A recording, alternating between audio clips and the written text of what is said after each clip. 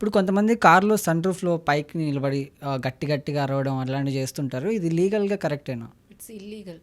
ఇప్పుడు ఎవరైనా సరే ఇప్పుడు ఈ వెహికల్స్ కొత్తగా చాలామంది కొంటున్నారు. సన్ రూఫ్ అని చెప్పి, మూన్ రూఫ్ అని చెప్పేసి అదొక ట్రెండ్ లాగా అయిపోయింది. సో అది ఉండడం ఓకే. కానీ దాని నుంచి తల బయట పెట్టడం, బాడీ బయటకు పెట్టి అరుచుకుంటూ వెళ్ళడం ఇదంతా కూడా ఇల్లీగల్. హ్మ్. అదేంటంటే central motor vehicle act section 138(3) ప్రకారం ఏంటంటే ఏదైనా సరే you cannot expose the body part out side of the car. అంటే ఓకే. మీ బాడీ పార్ట్ తల బయట కూడా సన్ రూఫ్ నుంచి మూన్ రూఫ్ నుంచి బయట పెట్టడానికి లేదు. అట్లా పెడితే ఇల్లీగల్. అది శిక్ష పడుద్ది. తీసుకెళ్ళి ఈవెన్ ఇఫ్ మీరు రీల్స్ చేయడానికో ఫన్ కోసమో దేనికోసమో రికార్డ్ చేస్తారు. ఆ రికార్డింగ్ బేస్ చేసుకొని కూడా కేసు పెడితే ఫైన్ కట్టాల్సి ఉంటుంది. సో అలాంటిది ఏమైనా చేస్తే మాత్రం ఫైన్ కట్టాల్సి ఉంటుంది అనమాట.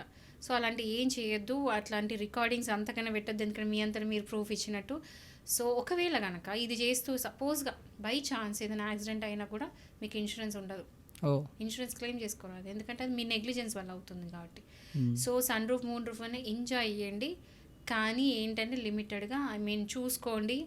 అలా యాక్చువల్లీ చేయకూడదు. ఖచ్చితంగా ఫైన్ పడుతుంది. సో జాగ్రత్తగా అనేది ఉండండి. ఒకవేళ కార్ స్పీడింగ్ టైంలో మీరు అలా బయట నుంచి ఉంటే మాత్రం ఈవెన్ మీ కారు ఇంపౌండ్ అయ్యే ఛాన్సెస్ కూడా ఉన్నాయి. హ్మ్. సో జాగ్రత్తగా ఉండండి.